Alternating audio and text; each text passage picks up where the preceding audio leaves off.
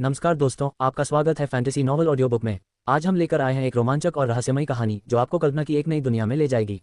शुरू करने से पहले एक महत्वपूर्ण सूचना। इस कहानी के सभी पात्र, स्थान, घटनाएं और नाम पूर्णतः काल्पनिक हैं। इनका किसी वास्तविक व्यक्ति, स्थान या घटना से कोई संबंध नहीं है। यदि कोई समानता पाई जाती है तो वह मात्र संयोग होगी। तो बिना किसी देरी के आइए शुरू करते हैं आज की शानदार कहानी। अध्याय 0771 अग्नि का प्रतीक। 12 एम्पायरियन स्वर्गों में स्पिरिट क्रूजर आमतौर पर देखे जाते थे। आखिरकार हर योद्धा स्थानिक आयाम नियमों में निपुण नहीं होता था या शून्य स्थानांतरण करने की क्षमता नहीं रखता था। यदि उन्हें लंबी दूरी की अंतरिक्ष यात्रा करने की आवश्यकता होती तो वे केवल स्पिरिट क्रूजर पर ही निर्भर रह सकते थे और शून्य को चीरने के लिए स्पिरिट क्रूजर में मौजूद सरणियों का उपयोग कर सकते थे। ये यून को यह बात अविश्वसनीय लगी कि उसका सामना एक स्पिरिट क्रूजर से होगा। उसे हल्का सा आभास हुआ कि वह 12वें स्वर्ग में आ गया है। 12वें स्वर्ग में योद्धाओं की संख्या गंगा नदी की रेत के कणों के समान थी, लेकिन 12वें स्वर्ग के आसपास के क्षेत्र में स्पिरिट क्रूजरों की संख्या बहुत कम थी। उसे यह विश्वास करना कठिन लग रहा था कि रस्सी के अंत तक पहुंचते ही उसका सामना एक स्पिरिट क्रूजर से हो गया। और इसी क्षण स्पिरिट क्रूजर ने पहल करते हुए यी यून की ओर उड़ान भरी। स्पिरिट क्रूजर ने एक ऐसी अदृश्य ऊर्जा छोड़ी जिसने यी यून को घेर लिया और धीरे धीरे उसे अपनी ओर खींचने लगी। इतनी नजदीकी दूरी से यी यून स्पिरिट क्रूजर को पूरी तरह से देख पा रही थी। ये शटल के आकार का था और हल्के भूरे रंग का था। स्पिरिट क्रूजर के बीचों बीच एक चमकीला आग जैसा लाल प्रतीक चिन्ह बना हुआ था।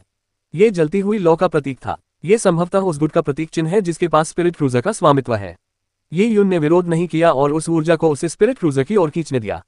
उसकी वर्तमान स्थिति में प्रतिरोध करना व्यर्थ था। उसे नहीं पता था कि स्पिरिट क्रूजर पर किस तरह के लोग हैं, लेकिन वह एक एक कदम करके आगे बढ़ेगा। स्पिरिट क्रूजर में हेवन अर्थ ह्यूआन क्यूई का स्तर काफी ऊंचा था और ही यून प्रकाश के पर्दे के पीछे अलग थलग पड़ा था। उसका दिमाग एक तरह की बेहोशी की अवस्था में था और वह कोमा में लग रहा था। लेकिन वास्तव में ये यून की धारणा बैंगनी क्रिस्टल की दृष्टि का उपयोग करके प्रकाश के पर्दे को पार कर रही थी, क्योंकि वह इसे हर जगह विकीर्ण कर रहा था। धीरे धीरे ये यून को किसी के किसी विषय पर चर्चा करने की आवाज सुनाई देने लगी।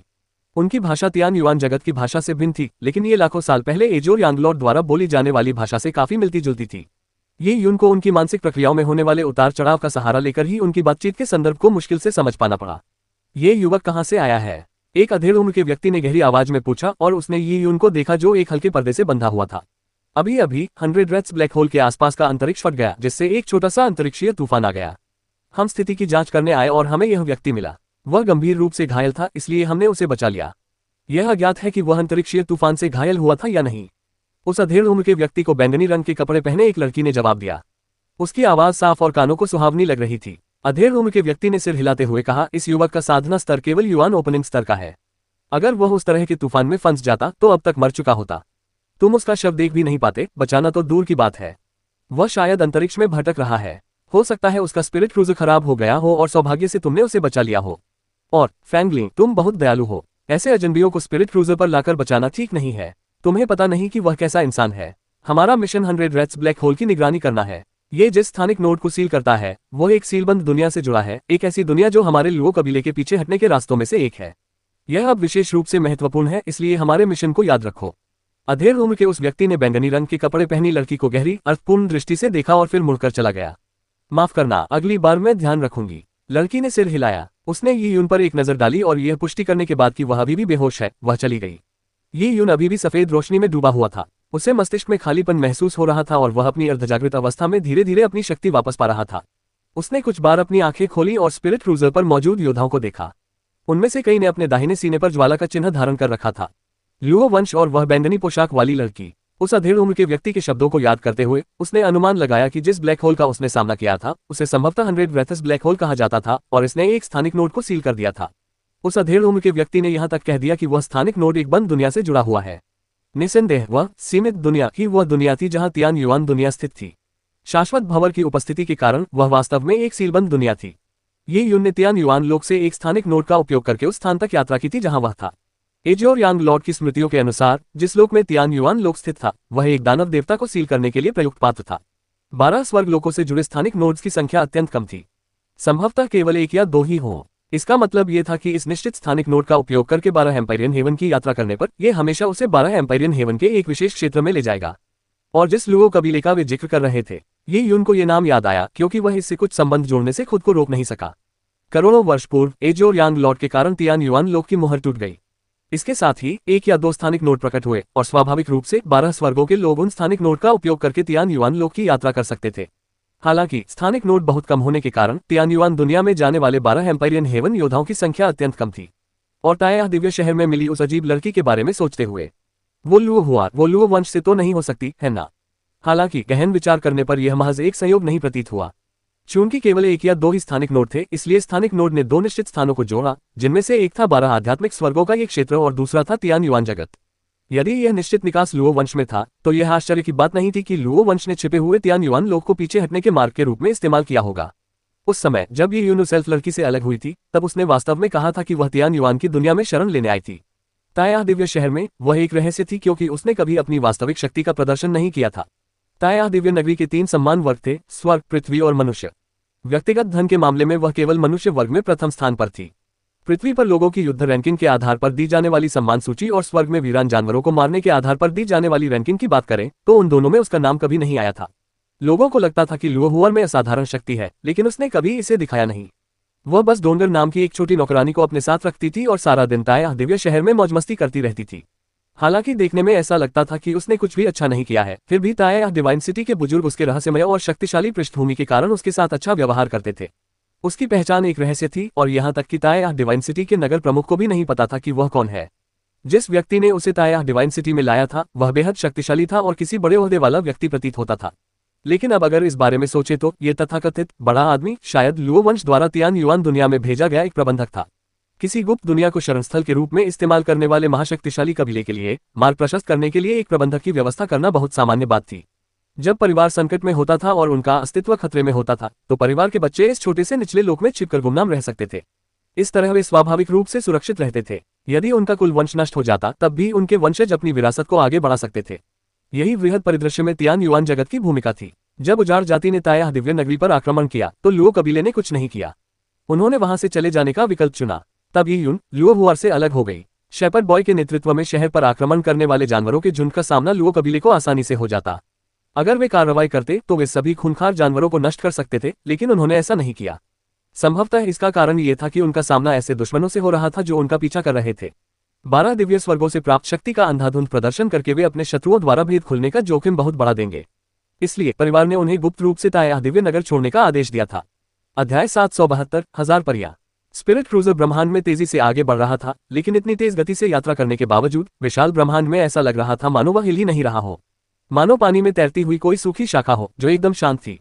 ये यूनिट स्पिरिट क्रूजर में कई घंटों से था। जब वह जागा तो उसने महसूस किया कि वह एक नरम गड्ढे पर सो रहा है। उसके नीचे एक मोटी चटाई बिछी थी। ये पता नहीं था कि चटाई के स्पिरिट बीस्ट के पंखों से बनी थी। ये बेहद नरम थी और वह एक सूती रजाई से ढका हुआ था जो बहुत गर्म थी। इस समय यीयुन पूरी तरह से जाग चुका था, लेकिन बेहद कमजोर था। अपने रक्त का सेवन करने और फिर ऐसी शक्ति का प्रयोग करने के कारण जिसे उसका शरीर सहन नहीं कर सकता था, उसे ऊर्जा का झटका लगा था।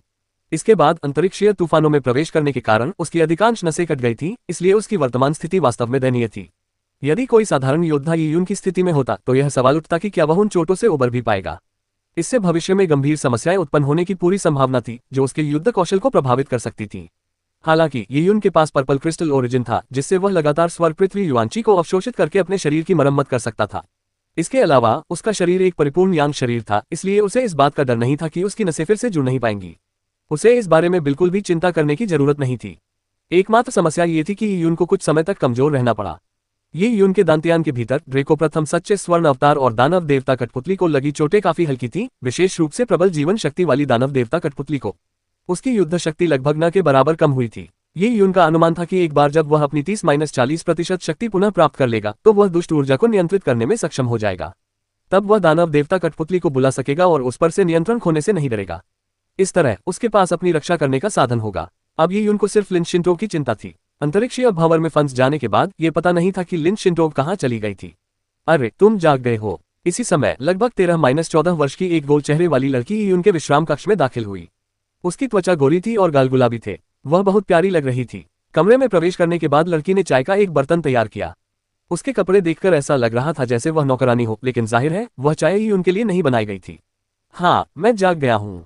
मुझे बचाने के लिए धन्यवाद, यीयुन ने ईमानदारी से कहा। अगर यह स्पिरिट क्रूजर न होता तो शायद वह 7-8 साल तक अंतरिक्ष में भटकता रहता और धीरे धीरे थोड़ी मात्रा में स्वर्ग पृथ्वी युआनची को अवशोषित करके अपनी चोटों से उबरता रहता। हालांकि यीयुन के जीवन काल के लिए 7-8 साल बहुत कम समय माना जाता था, लेकिन यीयुन के मार्शल पथ के पहले आधे हिस्से में समय बहुत कीमती था। योद्धाओं की आयु लंबी होती थी, आसानी से 1 लाख या 10 लाख वर्ष तक। हालांकि वे अपनी साधना के स्तर को सबसे तेजी से युवावस्था में ही बढ़ा सकते थे, जब उनकी जीवन क्षमता अपने चरम पर होती थी। कई योद्धा एक ही बार में ये सब कर लेते और अपनी क्षमता के अनुसार उच्चतम साधना स्तर तक पहुंच जाते। एक बार किसी विशेष स्तर पर उनकी क्षमता समाप्त हो जाने पर या किसी बाधा के कारण वे उसी स्तर पर अटक जाते। लाखों वर्षों बाद भी उनकी साधना का स्तर अधिकतम एक स्तर तक ही बढ़ता। जब तक उन्हें कोई असाधारण अवसर न मिल जाए तब तक कुछ भी आश्चर्यजनक नहीं होता। ये 7-8 साल ऐसे नहीं थे जिन्हें ये यून बर्बाद कर सकता था। ये यून की बातें सुनकर नौकरानी हंसने लगी। तुम्हारे बोलने का तरीका बहुत मजेदार है। नौकरानी को ऐसा लगा मानो उसने कोई नया महाद्वीप खोज लिया हो। 12वें स्वर्ग में पहली बार आने के कारण ये यून को 12वें स्वर्ग की भाषा का अच्छा ज्ञान नहीं था। वह केवल महामहिम के रहस्यमय क्षेत्र में नीले यांग स्वामी द्वारा बोली गई भाषा की यादों का सहारा ले सकता था, इसलिए उसके वाक्य टूटे फूटे और अटपटे लग रहे थे। लेकिन इसी वजह से उस नौकरानी ने उसका मजाक उड़ाया, जिसका दिल अभी भी बच्चों जैसा था। अगर आपको धन्यवाद देना है तो मेरी मालकिन को धन्यवाद दीजिए। उन्होंने ही आपकी जान बचाई, नौकरानी ने कहा। लेकिन अचानक उसे कुछ याद आया और फिर उसने आगे कहा, मेरा नाम ताओ एर है। यहीं रुकिए और आराम कीजिए। हमारा जहाज शायद 4-5 दिन में वापस आएगा। नौकरानी को चायदानी ले जाते देख ये यून ने जल्दी से उसे रोकने के लिए आवाज लगाई। अरे श्रीमती ताओ एर, मुझे आश्चर्य है कि आपकी मालकिन कहाँ है। मैं उनसे मिलकर व्यक्तिगत रूप से धन्यवाद देना चाहती हूँ। दूसरों द्वारा बचाए जाने के बाद उनसे व्यक्तिगत रूप से मिलकर धन्यवाद देना शिष्टाचार था। इसके अलावा मुद्दे की जड़ ये थी कि ये यून लिन शिंटोक के बारे में जानकारी जुटाना चाहता था। ये यून और लिन शिंटोक द्वारा महान महारानी हृदय सूत्र के तीसरे चरण को प्राप्त करने के बाद उनके बीच एक स्पष्ट टेलीपैथी का भाव विकसित होने लगा था। एक दूसरे के बहुत करीब होने पर भी वे एक दूसरे की उपस्थिति को महसूस कर सकते थे। लेकिन अब ये यून को उसका बिल्कुल भी आभास नहीं हो रहा था। निस्संदेह लिन शिंटोक स्पिरिट क्रूजर पर नहीं थी, लेकिन फिर भी ये यून उस नौकरानी से पूछना चाहता था जिसके बारे में उसने बात की थी। वह लिन शिंटोक का पता लगाने की एक असंभव सी उम्मीद को थामे रखना चाहता था। इसकी कोई जरूरत नहीं है। नौकरानी ने बेपरवाही से हाथ हिलाया। सच कहूं तो हमारी मालकिन आपको बचा सकती थी, लेकिन यह उनके लिए कोई मायने नहीं रखता। वह इस पर ध्यान नहीं देंगी। मेरी मालकिन खेती बाड़ी में व्यस्त है और उनके पास करने के लिए कई जरूरी काम है। मुझे लगता है कि हमारी मालकिन के पास आपसे मिलने का समय नहीं होगा। नौकरानी ने हंसते हुए इतना कहा, फिर वह मुड़कर चली गई। दरवाजा बंद होते देखी यून ने आह भरी। सचमुच अपनी वर्तमान स्थिति में वह एक शरणार्थी जैसा था। वह सिर से पैर तक घायल था। ताओ की मालकिन ने उसे केवल अपने दयालु हृदय से ही बचाया था। उसके प्रति सम्मान की भावना रखना तो असंभव था। सवाल यह था कि क्या वह स्पिरिट क्रूजर के 4-5 दिनों के मिशन पर रहने के दौरान अपनी पत्नी से मिल पाएगा, और अगर वह उससे मिल भी गया तो संभवतः वह लिन शिंटोक को ढूंढने में उसकी मदद नहीं करेगी। शिंटोक, तुम्हें कुछ नहीं होना चाहिए। लिन शिंटोक की नियमशास्त्रीय समझ भले ही उससे कम हो, लेकिन उसकी साधना का स्तर उसके समान ही था। चूंकि वह अंतरिक्षीय उथल पुथल से आसानी से गुजर गया, इसलिए लिन शिंटोक को भी कोई परेशानी नहीं होनी चाहिए। ये यून ने खुद को दिलासा देने की कोशिश की और ध्यान लगाने लगा। वह बुरी तरह घायल था, इसलिए उसे ठीक होने के लिए इस अवसर की आवश्यकता थी। स्पिरिट क्रूजर ब्रह्मांड में विचरण कर रहा था और ऐसा प्रतीत हो रहा था कि लुओ कबीला किसी मिशन को अंजाम दे रहा है। प्रतिदिन लोग स्पिरिट क्रूजर में प्रवेश कर रहे थे और बाहर निकल रहे थे। आखिरकार दूसरों के इलाके में ये यून ने ये जानने की कोशिश नहीं की कि वे क्या कर रहे हैं। वो बस कमरे में बैठा रहा, मानो उसे भुला दिया गया हो। अगले कुछ दिनों में केवल ताओ एर ही कभी कभार उसके कमरे में आती, कुछ लेने या ये यून के लिए कुछ आध्यात्मिक भोजन लाने के लिए। समय बीतने के साथ साथ ये यून नौकरानी से काफी परिचित हो गई। हालांकि ताओ एर एक 14-15 वर्ष की दासी थी, फिर भी वह बैंगनी रक्त क्षेत्र के शिखर पर पहुंच चुकी थी और युवान आधार क्षेत्र में प्रवेश करने ही वाली थी। ताया दिव्य साम्राज्य के युवा अभिजात वर्ग की तुलना में वह उनसे लगभग एक पायदान ऊपर थी। नौकरानी कोई धूर्त नहीं थी। उसने ये यून को कई बातें बताईं और उनकी बातचीत से ये यून को धीरे धीरे 12 स्वर्गों के बारे में सामान्य जानकारी मिल गई, या कम से कम उसे यह पता चल गया कि वह किन 12 स्वर्गों में है। जब ये यून ने 12 दिव्य स्वर्गों की यात्रा की योजना बनाई थी, तब वह सबसे अधिक यांग देवता दिव्य स्वर्ग में जाना चाहता था। यांग गॉड एम्पायरियन हेवन एजियोर यांग लॉर्ड का जन्मस्थान था, जहां उन्होंने उत्थान प्राप्त किया और यांग गॉड एम्पायरियन हेवन के 72 दिव्य लॉर्ड्स में से एक बने। अंततः अपनी प्रियतमा द्वारा धोखा दिए जाने के बाद उन्होंने दिव्य लॉर्ड का पद खो दिया। इसके बाद वे गंभीर रूप से घायल हो गए, जिससे उनकी साधना का स्तर बुरी तरह प्रभावित हुआ। ये कहा जा सकता है कि उनके पास कुछ भी नहीं बचा था। यांग गॉड एम्पायरियन हेवन ने एजियोर यांग लॉर्ड की महत्वाकांक्षाओं को दबा दिया और उन्हें इसके प्रति आसक्त बना दिया। भले ही एजियोर यांग लॉर्ड प्राचीन महान महारानी से मिले और उनसे प्रेम करने लगे, फिर भी यांग गॉड एम्पायरियन हेवन के प्रति उनका जुनून कभी खत्म नहीं हुआ। अपनी मृत्यु के समय ही उन्हें इस सब का बोध हुआ। हालांकि जब एजियोर यांग लॉर्ड ने तियान युआन जगत की मोहर को थोड़ा सा खोला तो 1 या 2 स्थानिक नोट प्रकट हुए। ये स्थानिक नोट यांग गॉड एम्पायरियन हेवन से नहीं, बल्कि 10,000 परी एम्पायरियन स्वर्ग, अध्याय 773, लुओ वंश, अग्नि बादल अवस्था, 10,000 परियां। ये यून ने गहरी सांस ली। ये यून ने नीले यांग स्वामी द्वारा छोड़े गए अभिलेखों से 12 स्वर्गों के बारे में जानकारी का मोटा मोटा अध्ययन कर लिया था। 10,000 फे एम्पायरियन हेवन को यह नाम इसलिए दिया गया क्योंकि इसके शासक फे जाति के सदस्य थे। वहां अनेक रूपों वाली फे जाति के बहुत से जीव थे। उनकी प्रजातियों की संख्या हजारों में थी, जिनमें तरह तरह की वंश परंपराएं शामिल थीं, और फे जाति वंश को सबसे अधिक महत्व देती थी। मजबूत वंश वाले राजा बनने के लिए पैदा होते थे, कमजोर वंश वाले साधारण या गुलाम ही बनते थे। ये यून को याद आया कि जियांग शियाओरू के पिता संभवतः 10,000 परी साम्राज्य के स्वर्ग से थे। आखिरकार तियान युआन दुनिया का स्थानिक नोट 10,000 परी साम्राज्य के स्वर्ग की ओर जाता था। या यूं कहें कि जियांग शियाओरू के पिता 10,000 परी साम्राज्य स्वर्ग में परी जाति के सदस्य थे, और इसी वजह से उन्होंने जियांग शियाओरू के लिए इतनी शक्तिशाली वंश परंपरा छोड़ी। मुझे आश्चर्य है कि जियांग शियाओरू के पिता वास्तव में किस जाति के हैं। ये यून ने मन ही मन बुदबुदाया। जियांग शियाओरू एक निम्न लोक में जन्मी थी और परी जाति की विरासत के बिना वह अपने वंश की शक्ति विकसित नहीं कर सकी। बल्कि ये कहना चाहिए कि जियांग शियाओरू का वंश निरंतर सुप्त अवस्था में था, अभी जागृत नहीं हुआ था। परी जाति के लंबे जीवनकाल की तुलना में वर्तमान जियांग शियाओरू शायद एक शिशु ही थी। यद्यपि जियांग शियाओरू इतनी कमजोर थी, फिर भी दिव्य अस्थि वेदी पर उसकी पूजा करने से उजाड़ जाति की रक्षा करने वाली पवित्र आत्मा अवतरित हुई और उसने व्यक्तिगत रूप से जियांग शियाओरू को स्वीकृति दी। दरअसल वीरान जाति की रक्षा करने वाली पवित्र आत्मा 12 स्वर्गों में से एक जादुई प्राणी थी। काले कवच वाले दानव देवता के साथ युद्ध में केवल जियांग शियाओरू ही पवित्र आत्मा के वशीकरण का सामना कर सकी।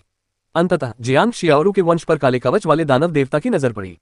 उसने जियांग शियाओरू के शरीर पर एक चिन्ह अंकित कर उसके वंश को प्राप्त करने का प्रयास किया। अगर जियांग शियाओरू के पिता को फे जाति का सदस्य कहा जाता है तो सब कुछ स्पष्ट हो सकता है। ये यून के मन में यह विचार आते ही उसने अवचेतन रूप से ताओ एर की ओर देखा और उसे निहारने से खुद को रोक नहीं पाया। 14 साल की लड़की कमल की कली के समान होती है, जो बेहद खूबसूरत और प्यारी दिखती है।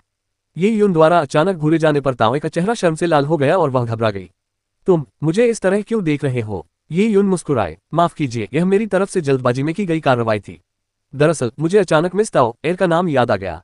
क्या आपका संबंध आड़ू ताओ के पेड़ से है? 10,000 परियों के स्वर्ग में पौधे परी बन सकते थे। उदाहरण के लिए आड़ू के पेड़ ऐसे पौधे थे जो बहुत आसानी से परी में परिवर्तित हो सकते थे। आड़ू के पेड़ आध्यात्मिक महत्व रखते थे। नश्वर संसार में 1000 साल पुराने आड़ू के पेड़ थे जिनका उपयोग बुरी आत्माओं को दूर भगाने के लिए किया जाता था। इसके अलावा 10,000 परियों के स्वर्ग में कई आड़ू के पेड़ स्वर्ग और पृथ्वी की आध्यात्मिक ऊर्जा को अवशोषित कर सकते थे, जिससे वे युवा लड़कियों में परिवर्तित हो जाते थे। ये यून के सवाल के जवाब में ताओ ने अपनी जीभ बाहर थूकते हुए धीरे से कहा, नहीं, मैं इंसान हूं और मेरी स्वाभाविक प्रतिभा बहुत साधारण है। मैं समझ गया। यून एर ने सिर हिलाया। उसने देखा कि ताओ एर का चेहरा थोड़ा खोया हुआ लग रहा था। 10,000 परियों के स्वर्ग में मनुष्यों की स्थिति काफी अजीब थी। 10,000 फे एम्पायरियन स्वर्ग पर फे जाति का शासन था और फे जाति शक्तिशाली वंशों से जन्मी थी, इसलिए उन्हें मानव जाति पर बढ़त प्राप्त थी। इसके अलावा 10,000 फे एम्पायरियन स्वर्ग में मनुष्यों की संख्या कम होने के कारण वे स्वाभाविक रूप से नुकसान में थे। इसलिए 10,000 परियों के स्वर्ग में मनुष्यों की स्थिति अच्छी नहीं थी। उदाहरण के लिए ताओ एर, वह न केवल मनुष्य थी बल्कि उसकी प्रतिभा भी असाधारण नहीं थी। सामान्य परिस्थितियों में वह अच्छा जीवन नहीं जी सकती थी। ताओ एर के लिए एक बड़े कबीले की दासी बनना पहले से ही एक अच्छी उपलब्धि थी। ... ये यून स्पिरिट क्रूजर के साथ तब तक यात्रा करता रहा जब तक कि वह अपनी वापसी यात्रा शुरू नहीं कर देता। अचानक ये यून को बचाने वाली उसकी पत्नी उसके कमरे में प्रकट हुई। यह महिला देखने में 16-17 साल की लग रही थी, लेकिन योद्धाओं के लिए जब वे कम उम्र में ही साधना के उच्च स्तर पर पहुंच जाते हैं तो वे कई वर्षों तक अपनी 16-17 साल की उम्र को बनाए रख सकते हैं। इसलिए उनका अंदाजा लगाने के लिए रूप रंग को आधार नहीं बनाया जा सकता। यहाँ तक कि यून खुद भी 16-17 साल के युवक जैसा दिखता था। लड़की ने बैंगनी रंग की पोशाक पहनी हुई थी। उसकी भौहें सांवली थीं और उसकी आंखें पानी जैसी नम थीं। वह देखने में एक विशेष प्रकार के स्वभाव वाली लग रही थी। क्या वह फे जाति की सदस्य थी? बैंगनी रंग के कपड़े पहनी लड़की के शरीर से ये उनको मनुष्यों से अलग एक आभा का एहसास हुआ। 10,000 फे एम्पायरियन स्वर्ग में मानव और फे जाति शांतिपूर्वक सह अस्तित्व में रह सकते थे। हालांकि 10,000 फे एम्पायरियन स्वर्ग में अधिकांश शक्तिशाली व्यक्ति फे जाति से थे। इस बेचारे की जान बचाने के लिए इस महिला का धन्यवाद। मुझे आश्चर्य है कि इस महिला का नाम क्या है। ये यून ने मुट्ठी जोड़कर बैंगनी रंग के कपड़े पहनी लड़की को दिल से धन्यवाद दिया। लुओ फेंगलिंग, बैंगनी पोशाक वाली लड़की ने संक्षिप्त और सरल शब्दों में उत्तर दिया। तुम निम्न लोक से आए हो। ये यून को 12 स्वर्गों की भाषा का पर्याप्त अभ्यास नहीं था, इसलिए यह आसानी से पता चल गया। ये यून ने सहमति में सिर हिलाया। किस निचले लोक से? स्थानिक केंद्र लगभग कहाँ है? बैंगनी पोशाक वाली लड़की ने फिर पूछा। बैंगनी पोशाक वाली लड़की की पूछताछ सुनकर ये यून थोड़ा झिझका। उसने यह बात छिपाने का फैसला किया कि वह तियान युआन लोक से आया है। इससे पहले उसने बैंगनी रंग के कपड़े पहनी लड़की को यह कहते हुए सुना था कि तियान युआन दुनिया जिस दुनिया में स्थित है वह लुओ कबीले के लिए पीछे हटने का एक महत्वपूर्ण मार्ग था, मुख्य रूप से इसलिए क्योंकि तियान युआन दुनिया छिपी हुई थी और उसे खोजना मुश्किल था। हालांकि पीछे हटने का रास्ता अत्यंत गोपनीय नहीं माना जाता था, फिर भी लुओ वंश स्वाभाविक रूप से नहीं चाहता था कि बहुत से लोगों को इसकी जानकारी हो। आखिरकार वे एक अज्ञात गुट के साथ युद्ध में थे। अतीत में हुए भीषण युद्ध में यहाँ तक कि लुओ हो एर, जो उनकी प्रत्यक्ष वंशज थी, को भी निम्न लोक में भेज दिया गया था, जो उनके प्रतिद्वंद्वी की शक्ति का संकेत देता है। ऐसी परिस्थितियों में अगर लुओ फेंगलिंग को पता चल जाए कि वह तियान युआन दुनिया से आया है तो जानकारी लीक होने से रोकने के लिए क्या होगा अगर वह उसे घर में नजरबंद कर दे। अब ये यून गंभीर रूप से घायल हो चुका था और उसके पास खुद को बचाने का कोई तरीका नहीं था। सुश्री लुओ, मैं एक छोटे से गुमनाम ग्रह से आया हूँ। इस ग्रह की युद्धकला सीमित है और स्थानिक आयाम नियमों की विरासत की कमी के कारण मैं इसमें निपुण नहीं हूँ। 12 दिव्य लोकों की यात्रा के दौरान एक स्थानिक तूफान का सामना करना पड़ा जिससे मैं रास्ता भटक गया।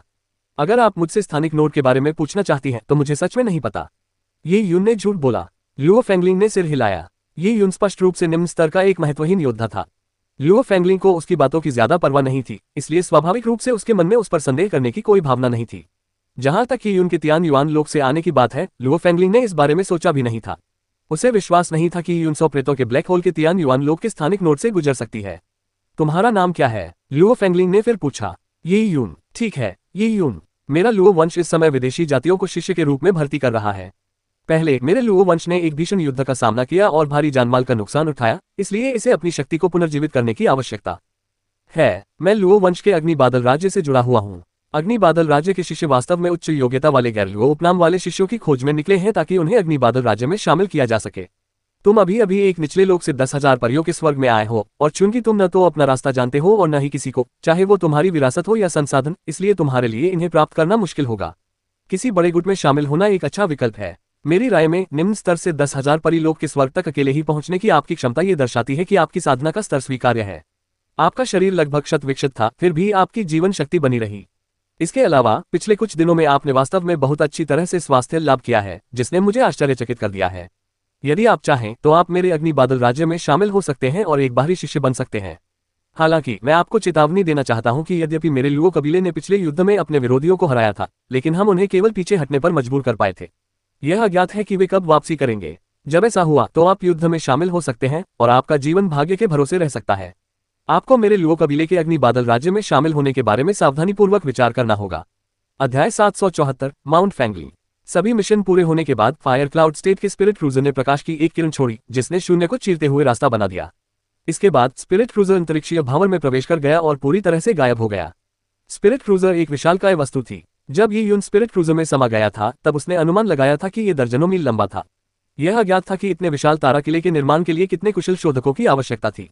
इसके अलावा लागत का अनुमान भी अत्यधिक बड़ा चढ़ाकर लगाया गया था और इतने विशाल स्पिरिट क्रूजर को एक ही झटके में अंतरिक्ष को चीरकर स्थानिक स्थानांतरण करने के लिए भारी मात्रा में ऊर्जा की आवश्यकता होती थी। इस ऊर्जा को प्रदान करने वाले अवशेषों पर भी बहुत खर्च होता था। ये विचार ये यून के मन में कौंध गए। 12वें स्वर्ग में पहली बार आने के कारण वह केवल कुछ बाहरी वस्तुओं का उपयोग करके 12वें स्वर्ग और तियान युआन दुनिया के गुटों के बीच के अंतर का अनुमान लगा सकता था। अंततः ये यून ने लुओ कबीले में शामिल होने का विकल्प चुना क्योंकि यह उसके लिए बहुत लाभदायक था। उसका शरीर दयनीय स्थिति में था, इसलिए उसे अपनी युआनची को धीरे धीरे पुनः प्राप्त करने के लिए एक बड़े गुट के संरक्षण की आवश्यकता थी। बूम! स्पिरिट क्रूजर द्वारा शून्य स्थानांतरण को सफलतापूर्वक पूरा करने के बाद अंतरिक्ष फट गया। क्रूजर की खिड़की से उसे बस बादलों का एक अंतहीन लाल सागर दिखाई दे रहा था। उसने पहले ताओ एर से इस बादल सागर के बारे में सुना था। कहा जाता था कि बादलों का ये विशाल समूह करोड़ों वर्षों से अस्तित्व में है और कभी विलीन नहीं हुआ। इसी घूमते हुए लाल बादलों के कारण इसका नाम फायर क्लाउड स्टेट पड़ा था। बादलों के अंतहीन लाल सागर के बीच एक विशाल ग्रह तैर रहा था। ये ग्रह नीले रंग का था और इसकी लगभग 80% सतह महासागर से ढकी हुई थी। इसके मध्य में एक गहरे लाल रंग का महाद्वीप था जिसे अग्नि बादल राज्य कहा जाता था। फायर क्लाउड स्टेट ने वास्तव में एक ग्रह पर कब्जा कर लिया था। इस ग्रह पर मौजूद सभी समुद्र, जिनमें इसके चारों ओर फैले लाल बादल भी शामिल थे, फायर क्लाउड स्टेट के क्षेत्र में आते थे। जब ये यून ने इस ग्रह को देखा तो ये लगभग कुछ हजार मील व्यास का दिखाई दिया, जो उसके ग्रह पृथ्वी के लगभग बराबर था। ग्रह के आसपास बादलों के सागर में बड़ी संख्या में जादुई जीव आवारागर्दी कर रहे थे।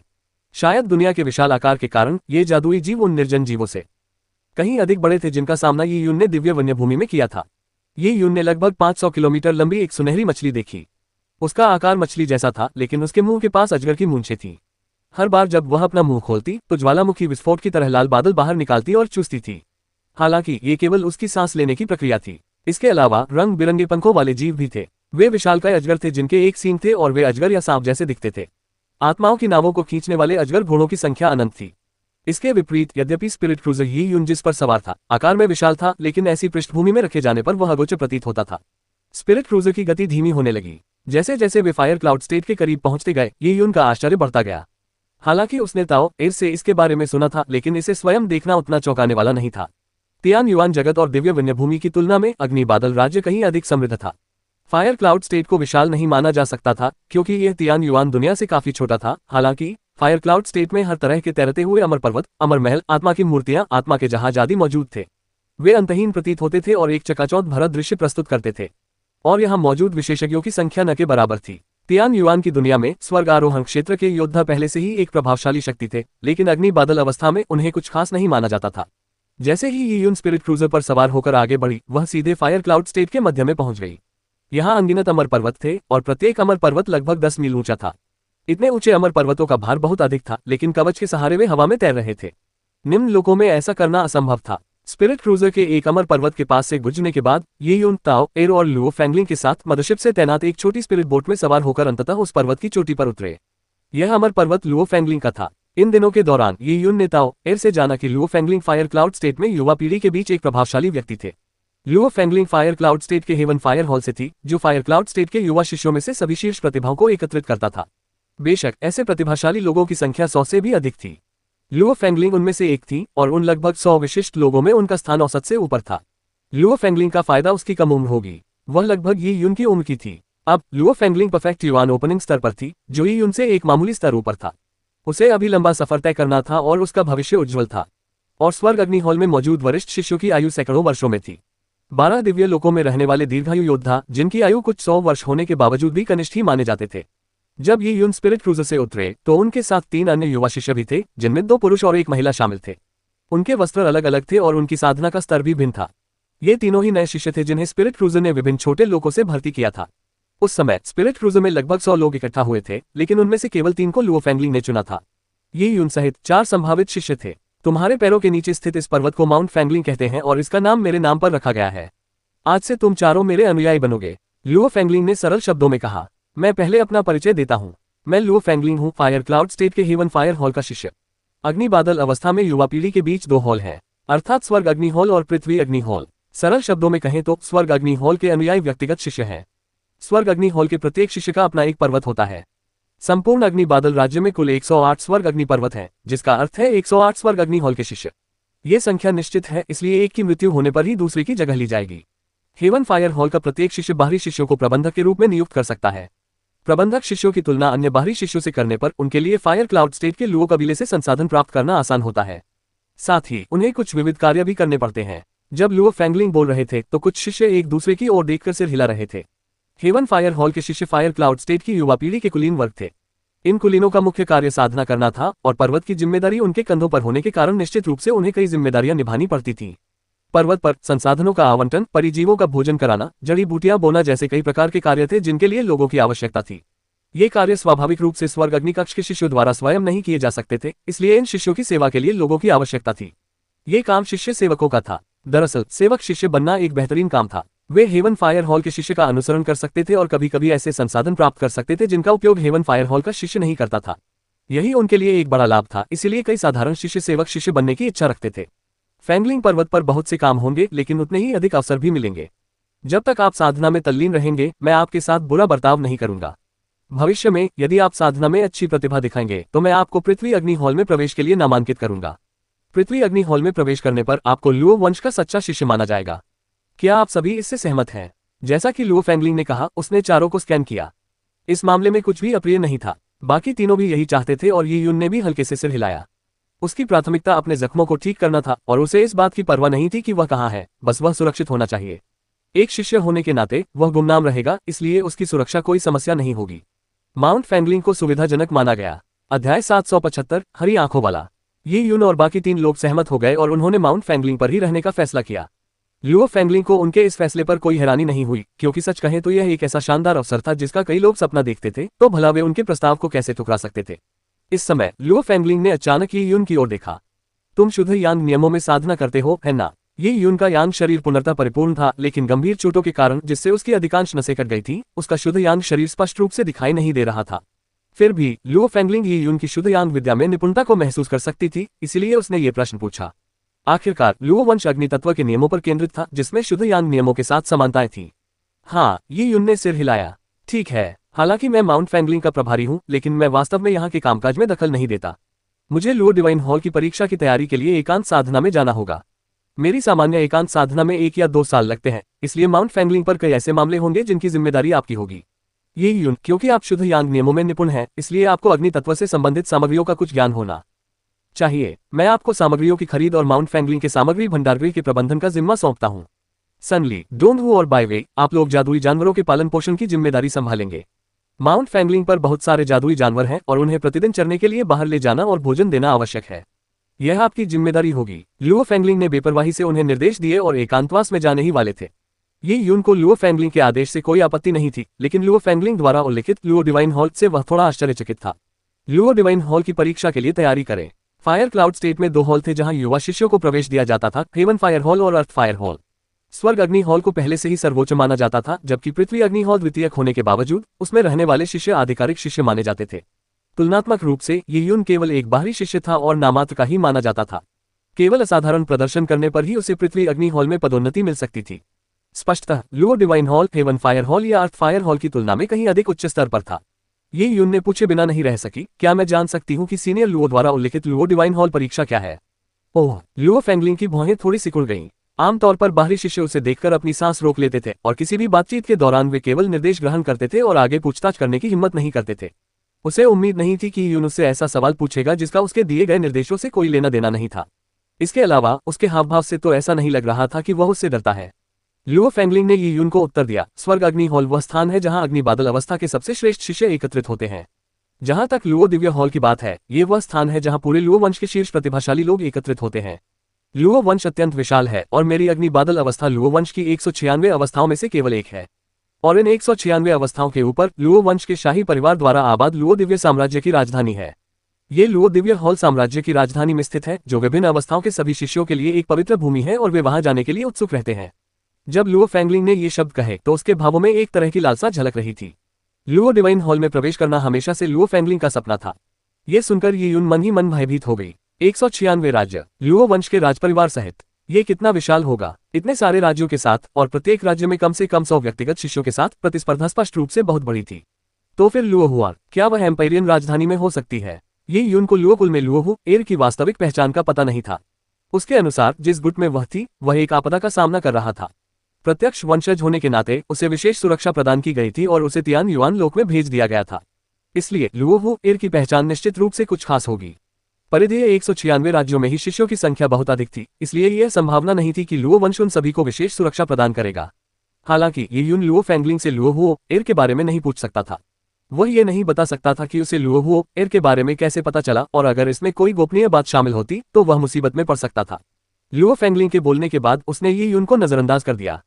उसे समय की कमी थी और वह एक कक्ष में अपनी एकांत साधना शुरू करने के लिए उत्सुक थी। मेरा यह एकांतवास कम से कम कुछ महीनों तक चलेगा। यदि आपको साधना में कोई समस्या आती है तो आप मेरे एकांतवास समाप्त होने के बाद मुझसे पूछ सकते हैं, जिसका मैं उत्तर दूंगा। ठीक है, यह पवित्र वस्तु आपके लिए है। यह आपके घावों को भरने में सहायक है। जैसे ही लुओ फैंगलिंग बोल रही थी, उसने अपनी उंगली से एक क्रिस्टलीय अवशेष यून की ओर भेजा, जिसे उसने पकड़ लिया। वह अवशेष छूने पर गर्म और नम था। ये यून के उसे देखने से पहले ही लुओ फैंगलिंग गायब हो चुकी थी, और लुओ फैंगलिंग के जाने के बाद सन ली, डोन हु और बाय वेई ने एक साथ ही यून की ओर निगाहें डाली। उनकी निगाहों में दुर्भावना का भाव झलक रहा था। ये यून का काम सामग्री भंडारगृह का प्रबंधन करना था। माउंट फैंगलिंग द्वारा एकत्रित सामग्रियां स्वाभाविक रूप से बहुत मूल्यवान थी, इसलिए इन सब का प्रबंधन करते समय कुछ कम महत्वपूर्ण सामग्रियां भी उनके लिए अत्यंत मूल्यवान साबित होती थी। सामग्री भंडार और खरीद दोनों का प्रभार संभालने के फायदे स्पष्ट थे। ये तो निश्चित रूप से खूब मुनाफा कमाने का अवसर था। जहां तक उनकी बात है, उनका मुख्य काम वे जानवरों को भोजन उपलब्ध कराना था। परिजीवों को भोजन कराना, उन्हें चरने देना और उनके बाड़ों की सफाई करना बहुत मेहनत का काम था। मेहनत के अलावा इसका कोई और फायदा नहीं था। दोनों नौकरियों में बहुत बड़ा अंतर था। इसके अलावा लुओ फैंगलिंग ने ये यून के घावों का इलाज करने के लिए उस पर एक पवित्र अवशेष भी फेंका था। ये यून के हाथ में मौजूद अवशेष को देखकर ऐसा लग रहा था मानो वह क्रिस्टलीय अवशेष जेड की तरह गर्म चमक बिखेर रहा हो। ये निस्संदेह एक उच्च कोटि का अवशेष था। ये लुओ वंश द्वारा परिष्कृत एक प्राचीन वस्तु थी, इसलिए भले ही लुओ फैंगलिंग को इससे कोई आपत्ति न हो, लेकिन उनके लिए इसका मूल्य बहुत अधिक था। आखिरकार 12 दिव्य लोकों में बहुत से नश्वर प्राणी और योद्धा रहते थे जो निम्न स्तरों में विराजमान थे। उनका जन्म भी 12 दिव्य लोकों में ही हुआ था और साधारण पृष्ठभूमि के कारण उन्हें अधिक संसाधन प्राप्त नहीं हो पाते थे। उन्हें निम्न लोकों की तुलना में कहीं अधिक प्रतिस्पर्धा का सामना करना पड़ता था और कई बार तो उनकी स्थिति निम्न लोकों के योद्धाओं से भी बदतर होती थी। ये यून को इतनी अच्छी नौकरी मिलते और उसके हाथ में एक पवित्र अवशेष देखकर वे स्वाभाविक रूप से ईर्ष्या करने लगे। मैं कहता हूँ, बच्चे, तुम निचले लोकों से आए हो, है ना? ये यून की बातें सुनकर ही वे अंदाजा लगा सकते थे कि ये यून 12 दिव्य स्वर्गों का मूल निवासी नहीं था। ये यून ने बोलने वाले व्यक्ति पर एक नजर डाली। उसकी आंखें पतली थीं और त्वचा सांवली थी। वह ऐसे व्यक्ति जैसा दिखता था जो किसी भी तरह की हानि सहन नहीं कर सकता था। उसका नाम सन ली था। ये यून ने कोई जवाब नहीं दिया और ऐसे लोगों से उसे कोई मतलब नहीं था। सन ली हंसते हुए अपने होंठ चाटे और बोला, बच्चे, चाहे तुम मानो या न मानो, इसका कोई फायदा नहीं है। तुम शायद अभी हाल ही में 10,000 परियों के स्वर्ग में आए हो।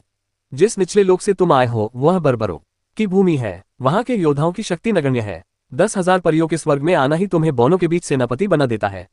उसके ऐसा कहते ही उसके बगल में खड़ा एक हट्टा कट्टा युवक जोर से हंस पड़ा। उसका नाम डोन हू था। बच्चे, तुम इतने बुरी तरह घायल क्यों हो? क्या 10,000 परियों के स्वर्ग में आते ही तुम्हारी पिटाई हुई थी? हाँ, 10,000 परियों का स्वर्ग तुम्हारे शहर जैसा नहीं है। तुम्हारे शहर में तुम जैसे चाहो वैसे चल सकते हो, लेकिन 10,000 परियों के स्वर्ग में तुम्हें रेंगना पड़ेगा। ज्यादा घमंड करने पर तुम्हारी पिटाई होगी, ठीक वैसे ही जैसे तुम्हारी अभी की हालत है। लेकिन मार खाना अच्छी बात है, कम से कम इससे तुम्हारी आंखें तो खुलेंगी। जिस माहौल में हम पले बड़े हैं उसकी तुम कल्पना भी नहीं कर सकते। तो बेटा, इस नौजवान सरदार को अपने हाथ में मौजूद उस पवित्र वस्तु को देखने दो। अध्याय 776 प्राधिकार की स्थापना। डोन हू ये युन के हाथ में मौजूद अवशेष को निहार रहा था। स्वाभाविक रूप से वह घायल ये युन से भयभीत नहीं था।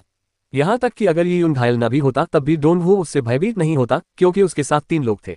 इसके अलावा डोन हू का पालन पोषण फेन जाति के एक कबीले में हुआ था जो 10,000 फेन साम्राज्य में स्थित था। हालांकि कबीले की वंश परंपरा औसत थी, लेकिन फेन जाति के सदस्यों का शरीर मनुष्यों की तुलना में स्वाभाविक रूप से अधिक मजबूत होता था, और ये युन तो उससे भी कहीं अधिक शक्तिशाली था, जो एक निम्न लोक से आया था। इस बात की चिंता डोन हू को नहीं थी कि क्या इस मामले से लुओ फेंगलिंग नाखुश होगी। लुओ फेंगलिंग जैसी शख्सियत साधना के प्रति समर्पित थी। वह 1-2 साल में एक बार ही एकांतवास से बाहर आती थी, और उसका लक्ष्य लुओ दिव्य हॉल में प्रवेश पाना और लुओ वंश में एक शक्तिशाली हस्ती बनना था। लुओ फेंगलिंग के मार्शल मार्क की तुलना में उनके बीच के मामले, यानी शिष्यों के बीच के मामले, पूरी तरह से तुच्छ थे, तो वह इसकी परवाह क्यों करती? अगर लुओ फेंगलिंग एकांतवास से बाहर भी आ जाती तो शायद वे उनसे मिल भी न पाते, और अगर मिल भी जाती तो ये युन के लिए उनसे शिकायत करना नामुमकिन था। क्या कभी ऐसा हुआ है कि दरबारी दासियों के बीच झगड़े के बाद कोई दरबारी दासी सम्राट से शिकायत करे? किसी भी संप्रदाय में शिष्यों के बीच हितों का टकराव होना आम बात थी। डोन हू तो ये उनके हिस्से का कुछ हिस्सा अग्नि तत्व से संबंधित सामग्री की खरीद की जिम्मेदारी भी हथियाना चाहता था, ताकि उसे कुछ लाभ मिल सके। बच्चे, 10,000 परियों के स्वर्ग में ये तुम्हारा पहला अनुभव है। चूंकि तुम न तो रास्ता जानते हो और न ही किसी को, इसलिए आसानी से परेशान किए जाओगे। अगर ऐसा न होता तो तुम्हारी इतनी बुरी तरह पिटाई न हुई होती। मेरा प्रस्ताव है कि तुम मेरे साथ चलो और मेरे अधीन काम करो। मैं तुम्हारी सुरक्षा का वादा करता हूँ। डोन हू ने हंसते हुए कहा। अगर यह बच्चा उसकी बातों में आ जाता तो वह परियों के जानवरों को खाना खिलाने में उसकी मदद कर सकता था और खुद अच्छी कमाई का काम संभाल सकता था। ऐसे में ये युन की रक्षा करने में उसे कोई आपत्ति नहीं थी। फायर क्लाउड स्टेट जैसे गुट में अकेले रहना आसान नहीं था। कुछ अनुयायियों को अपने साथ रखने से उसे धीरे धीरे समृद्धि प्राप्त करने में मदद मिली। क्या मैं आपका अधीनस्थ बनूं? ये युन अपने हाथ में मौजूद पवित्र वस्तु से खेल रहा था। वास्तव में ये युन को लुओ फेंगलिंग द्वारा दी गई उस पवित्र वस्तु की ज्यादा परवाह नहीं थी। यदि वह युआन ओपनिंग के अंतिम चरण का एक साधारण योद्धा होता तो वह इस पवित्र वस्तु का उपयोग करके अपने अधिकांश घावों को ठीक कर लेता। हालांकि चाहे वह साधना तकनीक हो या नियमशास्त्रीय अंतर्दृष्टि जिसमें उनकी युआन नींव या दावबीज शामिल है, वे एक साधारण योद्धा से अतुलनीय थे। योद्धा जितना अधिक शक्तिशाली होता था उसकी जीवन शक्ति उतनी ही अधिक होती थी, इसलिए उसे चोट लगना उतना ही मुश्किल होता था। इसी प्रकार एक बार चोट लगने पर ठीक होने में भी अधिक समय लगता था। इस तरह के अवशेष का ये युन को लगी गंभीर चोटों पर कोई खास असर नहीं पड़ सकता था। ये युन का स्वास्थ्य लाभ मुख्य रूप से बैंगनी क्रिस्टल पर निर्भर था। पिछले कुछ दिनों से वह स्पिरिट क्रूजर पर बैंगनी क्रिस्टल का उपयोग करके अपना इलाज कर रहा था, इसलिए उसकी कुछ ताकत पहले ही वापस आ चुकी थी। हालांकि उसकी ताकत थोड़ी वापस आ गई थी, लेकिन ये युन युआनची का इस्तेमाल युद्ध में नहीं कर सकता था। इसका कारण ये था कि जैसे ही वह इसका इस्तेमाल करता उसकी नसें सक्रिय हो जाती और उसकी पुरानी चोटें फिर से उभर आती। 1-2 चालें चलकर उसे रोमांच का अनुभव तो हो सकता था, लेकिन उसके बाद उसे भारी कीमत चुकानी पड़ती, इसलिए ये सब करना व्यर्थ था। हालांकि ये युन को उस अवशेष की परवाह नहीं थी, लेकिन उसने उसे इन खलनायकों को देने की योजना नहीं बनाई थी। तुम्हारा नाम डोन हू शीतकालीन बाघ है। लगता है तुम एक बाघ थे जिसे चेतना प्राप्त हो गई। ये युन ने पलटवार किया, जिससे डोन हू का चेहरा सख्त हो गया। उसके तुरंत बाद उसका भाव भंगिमा विकृत हो गया। फे जाति को 3 प्रमुख श्रेणियों में विभाजित किया गया था, स्वर्ग फे, पृथ्वी फे और प्राचीन फे। हेवन फे फे जाति के कुलीन वर्ग थे। 10,000 फे वाले विशाल स्वर्ग में बहुत कम हेवन फे थे, इसलिए वे आमतौर पर बड़े पारिवारिक कबीले, बड़े संप्रदाय या राज्य स्थापित करते थे। उदाहरण के लिए लुओ वंश एक स्वर्ग परी था। स्वर्ग की सभी फे प्रजातियों का एक लंबा इतिहास था। उनके शरीर में कुलीन रक्त प्रवाहित होता था, जिसका संबंध फे जाति के प्राचीन शक्तिशाली व्यक्तियों से था। हालांकि विभिन्न परिवारों की संतानों में उनके रक्त की समृद्धि में काफी अंतर था। यदि किसी का वंश काफी समृद्ध होता तो परिपक्व होने पर वे आदिम फे जाति की शक्तियों को जागृत कर सकते थे। तब ये कोई मामूली बात नहीं होती। स्वर्ग के परी जाति में अस्तित्व का एक उच्च स्तर थे। उनका रूप रंग मनुष्य जैसा होता था। उनके द्वारा जन्म दिए गए बच्चे मानव शिशुओं के आकार के होते थे, इसलिए रक्त संबंध के अंतर को छोड़कर वे लगभग एक जैसे दिखते थे। केवल कुछ ही ऐसे सदस्य जिनकी रक्त रेखाएं पर्याप्त रूप से शक्तिशाली होती थीं, वे प्राचीन परी में रूपांतरित हो सकते थे। यह उनका अंतिम युद्ध रूप होता था। फे जाति की दूसरी प्रजाति अर्थ फे थी, जो हेवन फे की तुलना में कहीं अधिक निम्न स्तर की प्रजाति थी। वे वास्तव में मूल रूप से जानवर या पौधे थे। स्वर्ग और पृथ्वी के सार को आत्मसात करते हुए पर्याप्त लंबी अवधि तक विकास करने के बाद वे अचानक एक दिन चेतना प्राप्त कर लेते थे। धीरे धीरे वे दाव में साधना करते हुए अंततः मानव रूप धारण कर लेते थे। उनकी बुद्धि मनुष्यों के बराबर थी और उन्हें आधा मनुष्य और आधा परी माना जाता था। जैसे जैसे अर्थफे का प्रजनन हुआ, उनकी संख्या में बहुत वृद्धि हुई, जिसके परिणामस्वरूप धीरे धीरे अर्थफे प्रजाति का अस्तित्व में आया। पृथ्वी के परियों की संतान में आमतौर पर पशु जैसे लक्षण होते हैं। उदाहरण के लिए शिशु के नुकीले दांत, पंजे, बाल, पूंछ आदि होते हैं। धीरे धीरे साधना करने पर वे पूरी तरह से रूपांतरित हो जाते हैं।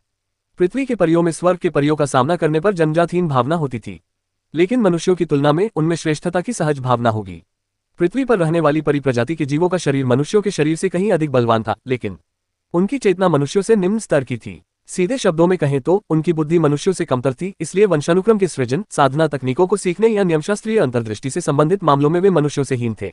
तीसरी और अंतिम प्रजाति प्राचीन फे वास्तव में स्वर्ग फे प्रजाति के पूर्वज थे। ब्रह्मांड की उत्पत्ति के ठीक आरंभ में स्वर्ग और पृथ्वी के सार के संघनन से उनका जन्म हुआ। वे ब्रह्मांड के पहले जीव थे और प्राकृतिक देवताओं के समान अस्तित्व रखते थे। प्राचीन फे जाति से जुड़ी रोचक किंवदंतियां थीं।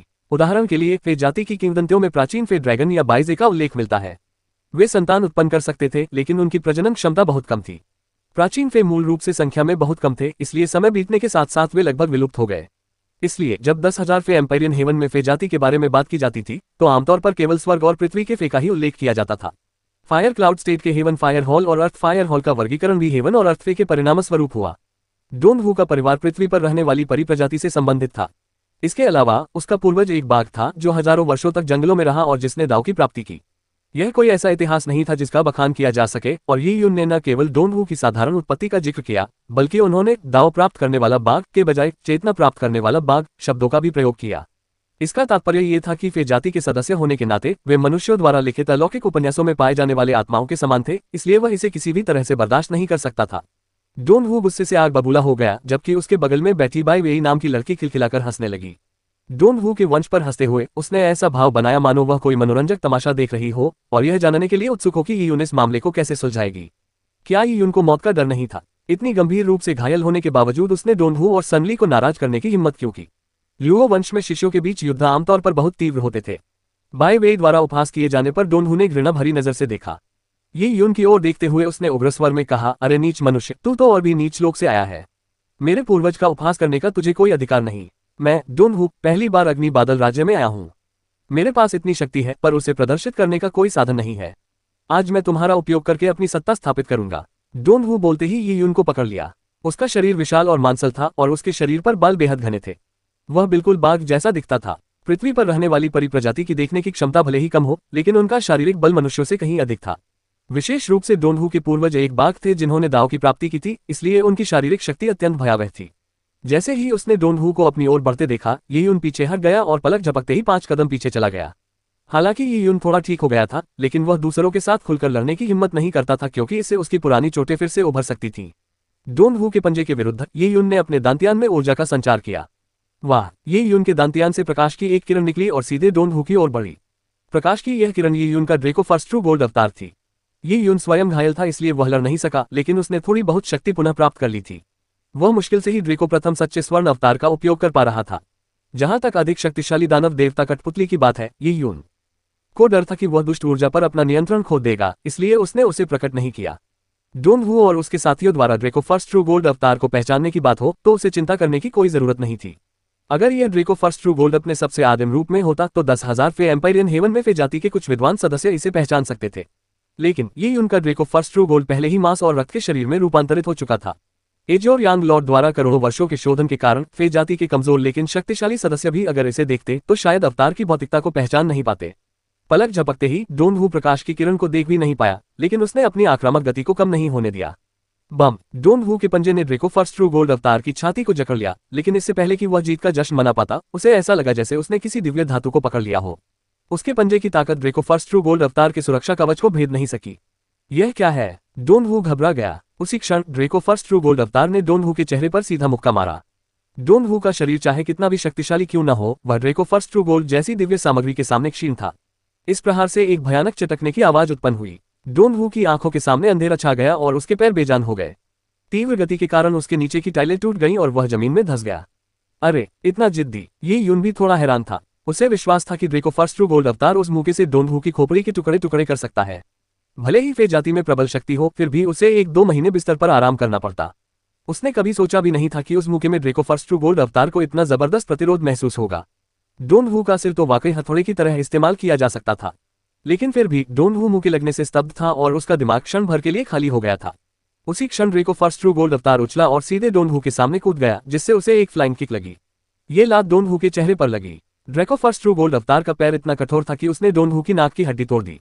एक रेत की बोरी की तरह डोन वू का विशाल शरीर ड्रेको फर्स्ट ट्रू गोल्ड अवतार के एक लात से हवा में उछल गया। लेकिन अचानक ड्रेको फर्स्ट ट्रू गोल्ड अवतार ने हवा में उछलते डोन वू की टखने को पकड़ लिया और उसे जमीन पर पटक दिया। बूम! एक जोरदार धमाका हुआ और डोन वू का पूरा शरीर जमीन में धंस गया। उसके कई जोड़ टूट गए, उसके अंग फट गए और नसें कट गईं। उसकी चोटें संभवतः ये यून की चोटों से कुछ कम नहीं थी। आह आह आह! मलबे के ढेर में डोन वू चीख उठा। किनारे पर खड़े सुन ली और बाय वेई का चेहरा पीला पड़ गया। उन्हें घटनाक्रम के इस अचानक मोड़ की उम्मीद नहीं थी। गंभीर रूप से घायल यून का दांत्यान, जो मानो मृत्यु के कगार पर था, अचानक एक घातक तारा उत्पन्न कर डोन वू पर बेरहमी से प्रहार करने लगा।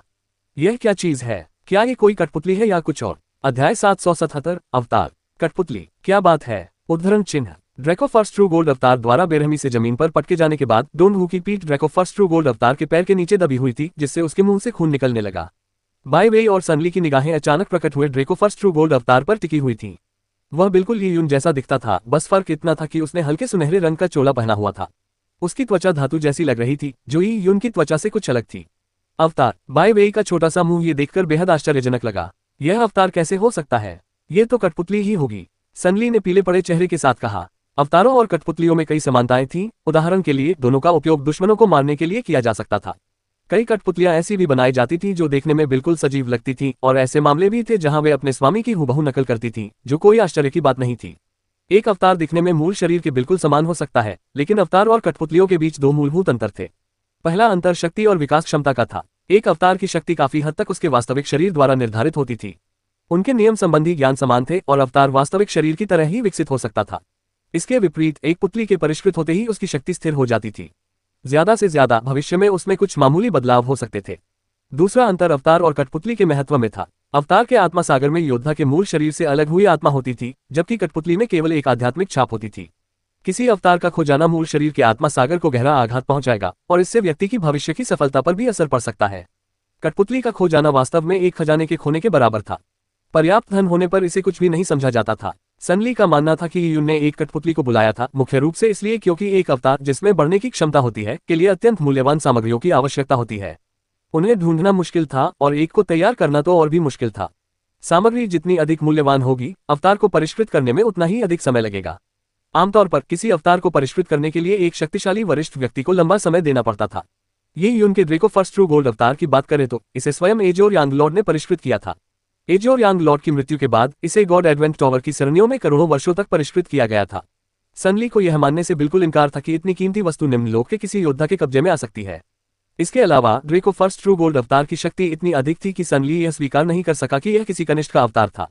कठपुतली, भले ही यह कठपुतली हो, यह बहुत शक्तिशाली है। बाय वेई ने अपनी आंखें घुमाते हुए तीव्र ईर्ष्या के साथ ड्रेको फर्स्ट ट्रू गोल्ड अवतार को देखा। वह इसे पाने के लिए बेहद उत्सुक थी।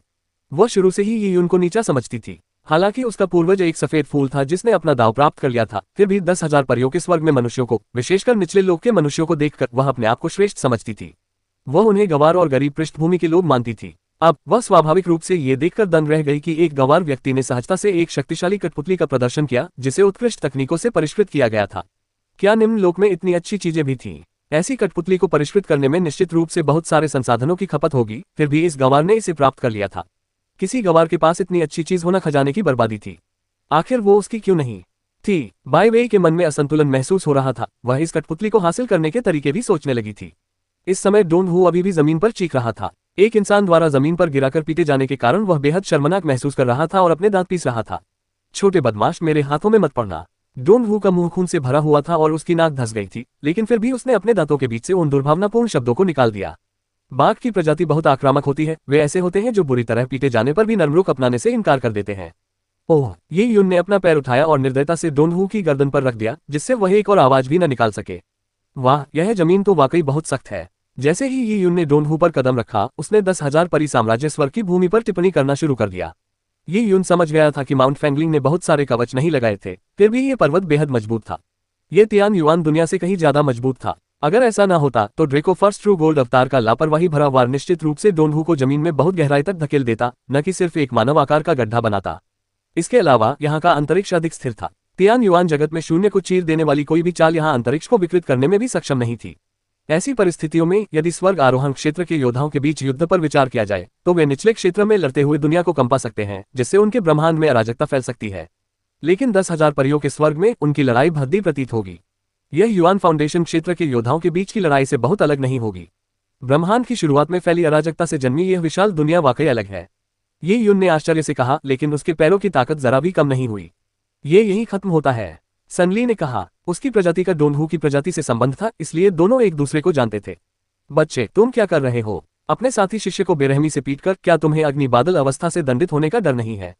फायर क्लाउड स्टेट के शिष्यों के बीच प्रतिस्पर्धा तीव्र थी, लेकिन यदि कोई सार्वजनिक रूप से किसी साथी शिष्य की हत्या कर देता था तो यह एक गंभीर अपराध था। सनली ने यीयुन को धमकाने के लिए पलटवार की आशंका जताई, लेकिन यीयुन ने उसकी इस बकवास को नहीं माना। डोनहू की गर्दन पर पैर रखे हुए ही उसने कहा, क्या मुझे तुम्हारे कहने पर रुकना पड़ेगा? तुम खुद को समझते क्या हो? पहले जब डोनहू ने मुझ पर हमला करने की कोशिश की थी तब तुम किनारे खड़े होकर तमाशा देख रहे थे। अब अचानक तुम्हें फायर क्लाउड स्टेट के नियम याद आ गए।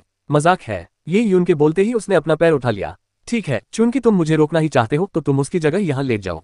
सनली और बाई वेई के प्रति यीयुन का उन्हें बख्शने का कोई इरादा नहीं था। वे डोनहू से अलग नहीं थे, फर्क सिर्फ इतना था कि डोनहू ने पहले कार्रवाई की थी। ड्रेको फर्स्ट ट्रू गोल्ड अवतार सनली और बाई वेई की ओर चलने लगा। दोनों के चेहरे तुरंत बिगड़ गए। उन्होंने ड्रेको फर्स्ट ट्रू गोल्ड अवतार की क्षमताओं को देख लिया था, और चूंकि वे डोनहू के स्तर पर थे इसलिए वे निश्चित रूप से ड्रेको फर्स्ट ट्रू गोल्ड अवतार का मुकाबला नहीं कर सकते थे। हे मनुष्य, यह मत सोचो कि तुम एक कठपुतली के बल पर जो चाहो कर सकते हो। तुम्हें एक प्राचीन खंडहर में कठपुतली मिल गई, ये तुम्हारी खुशकिस्मती है, लेकिन कठपुतली बढ़ नहीं सकती। आने वाले समय में इसे छोड़ना ही पड़ेगा। अब हालात बदलेंगे क्योंकि तुमने हम सबको नाराज कर दिया है। जब तुम्हारी कठपुतली हमारी ताकत का मुकाबला नहीं कर पाएगी तो तुम्हारा अंत भयानक होगा। सनली ने यीयुन को धमकी दी। उम्मीद थी कि इस तरीके से यीयुन डर जाएगा, लेकिन यीयुन ने सिर्फ तिरस्कार भरी मुस्कान के साथ ड्रेको फर्स्ट ट्रू गोल्ड अवतार से कहा, उसे हरा दो। बूम! ड्रेको फर्स्ट ट्रू गोल्ड अवतार के पीछे की जमीन फट गई क्योंकि वह एक हल्के सुनहरे प्रकाश की किरण में परिवर्तित हो गया और सनली की ओर दौड़ा। ड्रेको का पहला सच्चा स्वर्ण अवतार बेहद तेज था, इसलिए वह तुरंत सनली के सामने प्रकट हो गया। सनली की आंखें सिकुड़ गईं। अपने दाहिने हाथ को झटकते ही एक विशाल तलवार प्रकट हुई। तलवार की धार पर तीव्र ज्वाला जल रही थी और उसने ड्रेको फर्स्ट ट्रू गोल्ड अवतार पर वार किया। उसने अग्नि तत्व के नियमों का अभ्यास भी किया था और इसी कारण से उसके लिए फायर क्लाउड स्टेट में प्रवेश करना आसान हो गया था। मर जा, सनली दहाड़ा, लेकिन ड्रेको फर्स्ट ट्रू गोल्ड अवतार ने केवल अपना दाहिना हाथ उठाया। धत! एक हाथ ने सीधे सनली के ब्लेड को रोक दिया। अध्याय 778 पीट पीट कर वश में करना। सनली भी फे जाति से था जो अपनी ताकत के लिए जानी जाती थी। हालांकि अपनी पूरी ताकत से किए गए उसके कृपाण के वार से ड्रेको फर्स्ट ट्रू गोल्ड अवतार के शरीर पर खरोंच तक नहीं आई। यहाँ तक कि काले कवच वाले दानव देवता भी पहले ड्रेको के प्रथम सच्चे स्वर्ण अवतार को हराने में असफल रहे थे, तो सनलाई क्या कर पाएगा? आप! सनली घबरा गया और उसी क्षण ड्रेको फर्स्ट ट्रू गोल्ड अवतार ने सनली के पेट पर सीधा एक मुक्का मारा। एक झटके के साथ सनली का शरीर झींगा मछली की तरह मुड़ गया। उस प्रहार से सनली के पेट में मौजूद गाढ़े रस बाहर निकल आए। यह असहनीय दर्द था। छोटे कमीने, सनली ने शाप दिया। इतनी बुरी तरह पिटने के बावजूद उसने हार मानने से इनकार कर दिया। अपनी नस्लीय श्रेष्ठता की प्रबल भावना रखने वाली इस फे जाति के सदस्यों के लिए निम्नलोक के किसी मनुष्य के सामने आत्मसमर्पण करना सरासर अस्वीकार्य था। सुनली की तीखी आलोचना सुनकर दूर खड़ा यीयुन भौहें चढ़ा बैठा। ऐसे व्यक्ति को तो बस पीट पीट कर वश में करना ही था। यीयुन वहीं अविचलित खड़ी रही जबकि ड्रेको फर्स्ट ट्रू गोल्ड अवतार ने सनली की बेरहमी से पिटाई शुरू कर दी। हालांकि सनली ने प्रतिरोध किया, लेकिन वह ड्रेको फर्स्ट ट्रू गोल्ड अवतार का मुकाबला नहीं कर सका। ड्रेको फर्स्ट ट्रू गोल्ड अवतार ने उसके हाथ से कृपाण छीन लिया और अवतार की सुनहरी हथेली के एक झटके से शुद्धयांग युआनची ने कृपाण पर लगी सभी ज्वालाओं को भस्म कर दिया। बम बम बम! ड्रेको फर्स्ट ट्रू गोल्ड अवतार ने कई मुक्के बरसाए, जिनमें से प्रत्येक मुक्का सनली के पेट पर लगा। कुछ ही सेकंड में सनली के पेट से पहले तो लार निकलनी शुरू हुई और फिर खून बहने लगा। सनली की पीठ पर कोहनी से एक और जोरदार प्रहार होने पर सनली को ऐसा लगा जैसे उसकी रीढ़ की हड्डी टूट गई हो और वह बेजान होकर जमीन पर गिर पड़ा। ड्रेको फर्स्ट ट्रू गोल्ड अवतार ने सनली की टखने को पकड़ा और एक झटके में उसे डोनहू की पीठ पर फेंक दिया। बूम! डोनहू दर्द से चीख उठा जब वह और सनली एक साथ ढेर हो गए। ड्रेको फर्स्ट ट्रू गोल्ड अवतार ने सनली की पीठ पर अपना पैर रखा, जिससे सनली का शरीर अचानक हिल गया। उसके मुंह से निकला खून किसी मछली के बुलबुले की तरह था। उसके नीचे लेटे डोनहू को भी वैसी ही पीड़ा हुई। उसे लगा जैसे ड्रेको फर्स्ट ट्रू गोल्ड अवतार का पैर उन दोनों की पीठ तोड़ देगा। इसी क्षण ड्रेको फर्स्ट ट्रू गोल्ड अवतार ने अपने हाथ से एक झटका दिया और अज्ञात स्रोत से एक भाला निकाला। उसने भाले के शीर्ष का उपयोग नहीं किया, बल्कि भाले के डंडे का उपयोग करके उन दोनों को एक साथ चकनाचूर कर दिया। हालांकि फायर क्लाउड स्टेट ने साथी शिष्यों की हत्या पर प्रतिबंध लगा रखा था, लेकिन जब एक दूसरे को लगभग अपंग कर देने तक पीटने की बात आती थी तो यह एक स्पष्ट मामला था। गंभीर रूप से घायल होने के कारण उन्हें लगभग 1 साल तक स्वस्थ होने में समय लगेगा, जिससे निश्चित रूप से उनकी भविष्य की खेती प्रभावित होगी। इस तरह उनकी महत्वाकांक्षाएं और आकांक्षाएं चकनाचूर हो जाएंगी। पृथ्वी अग्नि हॉल में प्रवेश करने की बात करने का कोई फायदा नहीं था, खराब प्रदर्शन के कारण उन्हें बाहर भी निकाला जा सकता था। रुको, मारना बंद करो, उद्धरण चिन्ह। डोन हू कराह उठा। सनली का शरीर भी बुरी तरह कांप रहा था, अब उसमें डोन हू की गालियों का जवाब देने की हिम्मत नहीं बची थी। इस समय ये युन ने केवल अपना हाथ हिलाया, जिससे ड्रेको फर्स्ट ट्रू गोल्ड अवतार रुक गया। इसके बाद ये युन ने बाई वेई की ओर देखा। बाई वेई का चेहरा एकदम पीला पड़ गया। मैं कुछ नहीं कह रही हूँ। तुम क्या चाहते हो? एक पुरुष होने के नाते अगर किसी भी शिकायत का निवारण करना हो तो क्या तुम महिलाओं को भी नहीं बख्शोगे? औरतें, ये युन ने तिरस्कार भरी हंसी हंसते हुए कहा, तुम तो बस एक प्रेत राक्षस हो। अगर तुम सचमुच औरत भी होती तो भी मैं अपने ऊपर निर्देशित किसी भी उकसावे का जवाब देने में कभी संकोच नहीं करता। लेकिन तुमने एक बात सही कही, मैं हर तरह की शिकायत का निवारण जरूर करूंगा। जैसे ही ये युन बोल रही थी, ड्रेको फर्स्ट ट्रू गोल्ड अवतार फुर्ती से बाई वेई के सामने आया और उसे एक थप्पड़ मार दिया। बाई वेई चीख पड़ी। ड्रेको फर्स्ट ट्रू गोल्ड अवतार का थप्पड़ बेहद तेज था, इसलिए भले ही बाई वेई उसे रोक न पाए हो, अपनी ताकत से वह कम से कम प्रतिक्रिया कर सकती थी और पलटवार कर सकती थी। हालांकि उसने ऐसा नहीं किया। उससे अधिक बलवान सनली और डोनहू को उनके प्रतिरोध के कारण बेरहमी से पीटा गया था। एक जोरदार थप्पड़ के साथ बाई वेई को ड्रेको फर्स्ट ट्रू गोल्ड अवतार ने हवा में उड़ा दिया। बाई वेई जमीन पर बुरी तरह गिर पड़ी। उसका चेहरा सूज गया, लेकिन डोनहू और सनली की तुलना में उसकी चोटें सबसे हल्की थी। हालांकि ये युन द्वारा थप्पड़ मारे जाने से बाई वेई को अत्यधिक अपमान महसूस हुआ। चेहरे पर हाथ रखे हुए वह जमीन पर लेटी कराह रही थी। वह ये युन का कुछ नहीं कर सकती थी क्योंकि वह कठपुतली बहुत डरावनी थी। अगर वह कठपुतली चुरा लेती तो उसकी युद्ध शक्ति में जबरदस्त वृद्धि हो जाती। जहां तक उस इंसान की बात है, वह उसके लिए कुछ भी नहीं रह जाता और वह उसे अपनी मर्जी से मसल सकती थी। बाई वेई के मन में ऐसे विचार आना स्वाभाविक था। ये युन ने बाई वेई, सनली और डोनहू को उदासीनता से देखा। वह जानता था कि भले ही वे मौखिक रूप से उसके सामने आत्मसमर्पण करते दिखें, लेकिन वे अपने दिलों में उससे गहरी नफरत करते थे। हालांकि फायर क्लाउड स्टेट के नियमों के अनुसार ये युन वास्तव में उन तीनों को मार नहीं सकता था, क्योंकि ऐसा करने पर उसे भारी दंड भुगतना पड़ता। ये युन ने अपने साथी 3 शिष्यों के प्रति द्वेष रखने के मामले को दिल पर नहीं लिया। फायर क्लाउड स्टेट ये युन के लिए अपने घावों से उबरने का एक अस्थायी स्थान मात्र था। डोनहू और उसके साथियों का उसके सामने कोई महत्व नहीं था। वे सभी युआन ओपनिंग स्तर पर थे और ये युन से बहुत अलग नहीं थे। समान स्तर के तियान युआन विश्व योद्धाओं की तुलना में बाई वेई, डोनहू और सनली वास्तव में कहीं अधिक शक्तिशाली थे, लेकिन तीनों और ये युन के बीच का अंतर बहुत अधिक था। हालांकि ये युन तियान युआन लोक से आया था, उसके पास न केवल बैंगनी क्रिस्टल था, बल्कि उसने महान महारानी के रहस्यमय क्षेत्र और शुद्ध यान तलवार महल में भी प्रवेश किया था, जिससे उसे 12 स्वर्गों से सर्वोच्च विरासत प्राप्त हुई थी। और उसके सामने मौजूद फे जाति के तीनों सदस्य 10,000 फे के स्वर्ग से आए हुए पृथ्वी फे थे। उन्हें निम्न श्रेणी की फे जाति कहना गलत नहीं था। 12 दिव्य स्वर्गों में कितने भी प्रतिभाशाली लोग हो या कितने भी विशेषज्ञ हो, दूरस्थ जनजातीय कुलों से आने वाले कुछ पृथ्वी परी सदस्यों को ये युन आसानी से हरा देगा, क्योंकि उनके बीच का अंतर बहुत अधिक था। जब ये युन अपनी चोटों से उबर जाएगा तब उन तीनों का जिक्र करना भी व्यर्थ होगा। एक विचार के साथ ड्रेको फर्स्ट ट्रू गोल्ड अवतार प्रकाश की एक धारा में परिवर्तित हो गया और अपने डेंटियन में विलीन हो गया। तीनों पर एक नजर डालने के बाद ये युन मुड़कर चली गई। ये युन का इरादा फायर क्लाउड स्टेट में ज्यादा देर रुकने का नहीं था। उसे लुओ फेंगलिंग की वह दयालुता याद थी जो उसने उसे बचाकर दिखाई थी। भविष्य में जब वह फायर क्लाउड स्टेट से बाहर निकलेगा तो वह उसकी दयालुता का बदला चुकाने का अवसर तलाशेगा। हालांकि चूंकि यह लुओ वंश था, इसलिए ये युन भी शाही राजधानी जाने की योजना बना रहा था।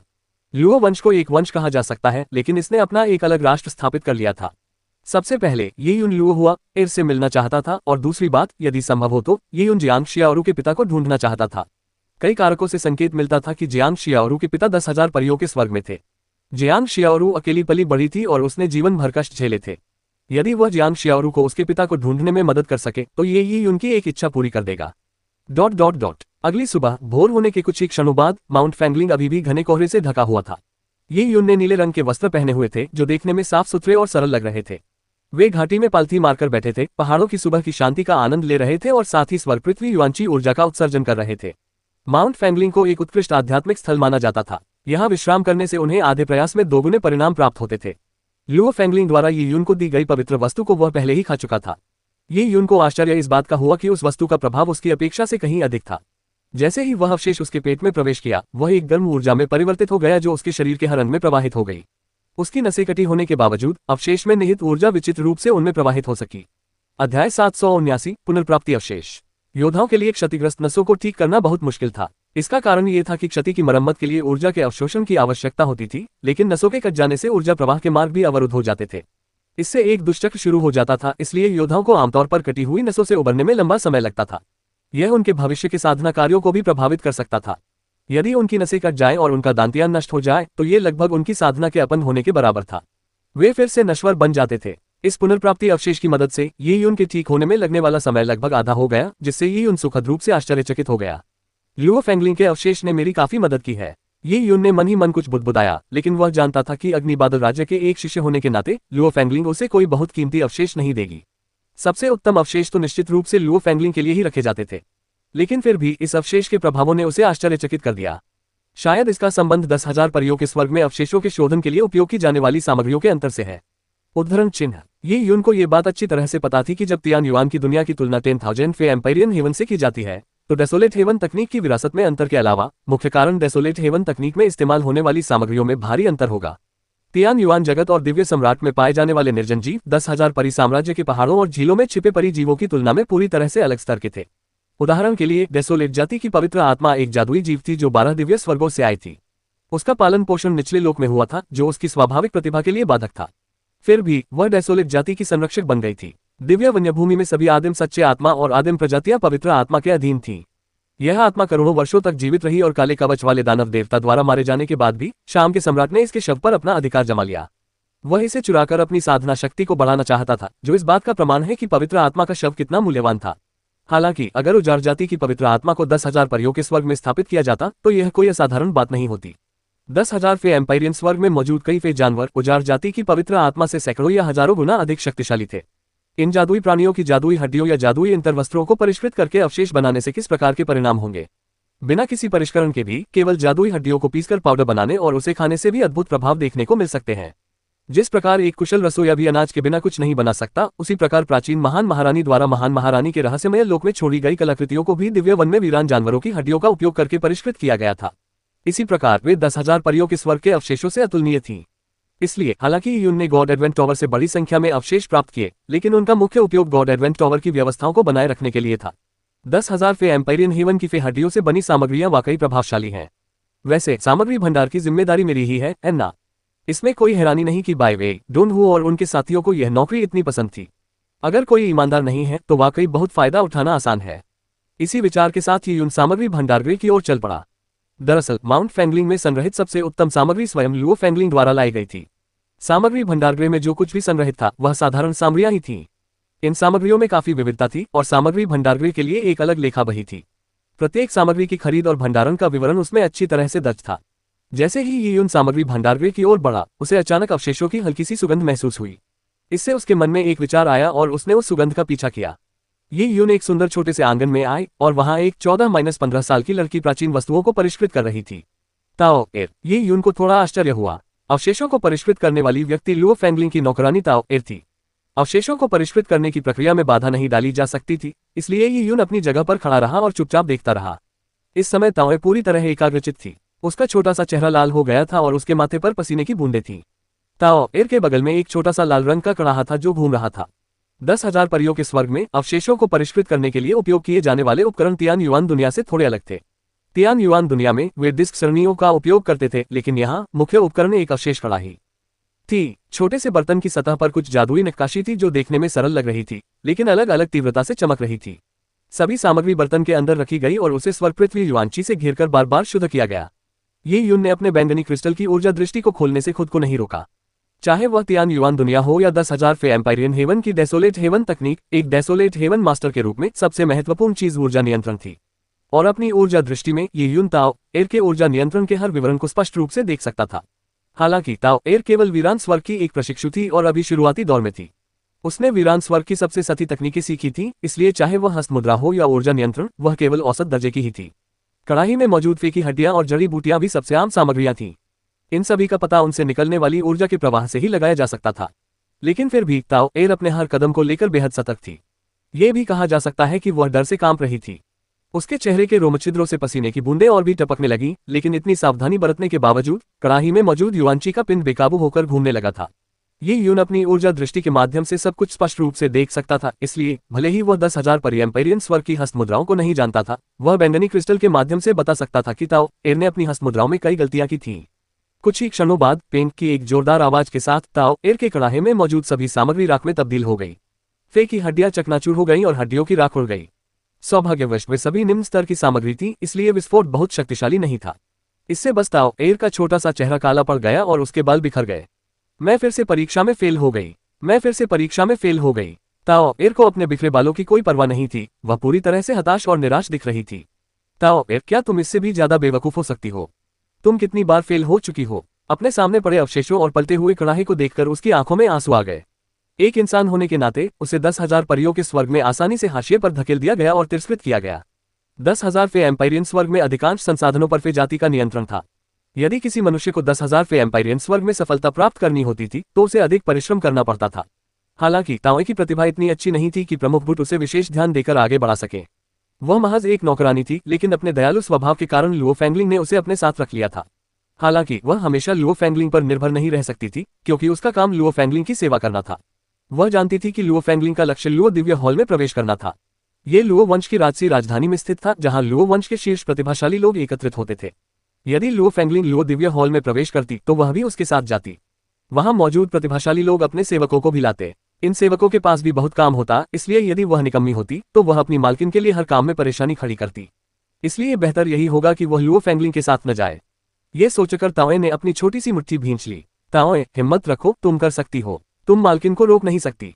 तुम जरूर कर सकती हो। अनजाने में ही उसने अपने दिल की बात जुबान से कह दी। इतना कहने के बाद उसे अचानक एहसास हुआ कि कोई उसके पीछे खड़ा है। पीछे मुड़कर देखने पर उसका चेहरा शर्म से लाल हो गया। भाई भाई, ये उद्धरण चिन्ह। ताओ ने अपनी जीभ थूक दी और कुछ हैरान रह गई। वह अपने पवित्र अवशेष को शुद्ध करने में असफल रही थी और खुद से कुछ बुदबुदा रही थी।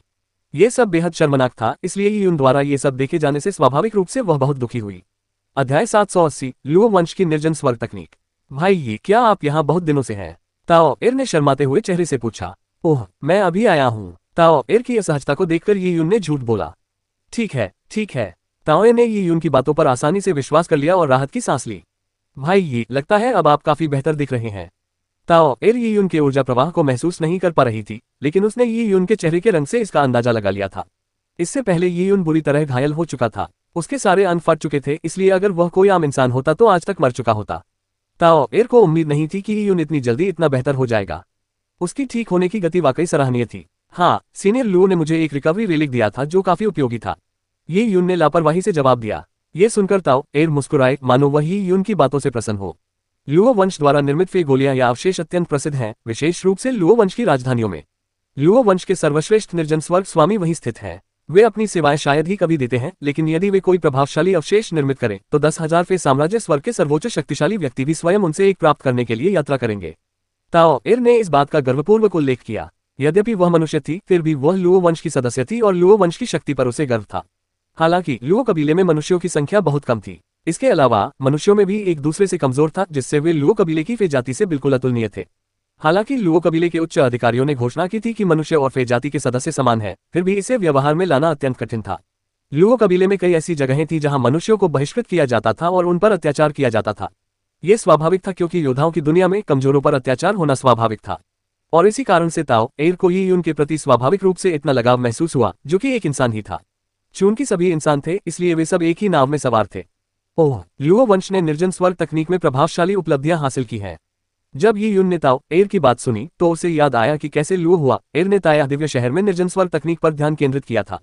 उस समय लुओ हुआ की डेसोलेट हेवन तकनीक बेहद अच्छी थी, लेकिन जब उसने ऊर्जा नियंत्रण में ये यून के खिलाफ प्रतिस्पर्धा की तो वह बैंगनी क्रिस्टल धारण करने वाली ये यून से हार गई।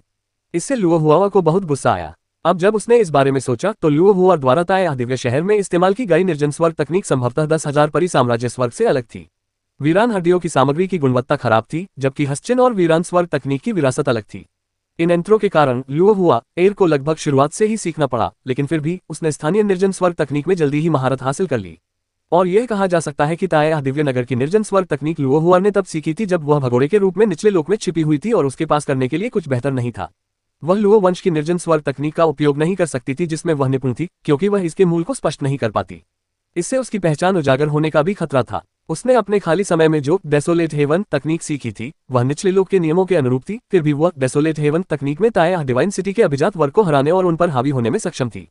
वह केवल ऊर्जा नियंत्रण में माहिर ये यून का मुकाबला करने में असफल रही।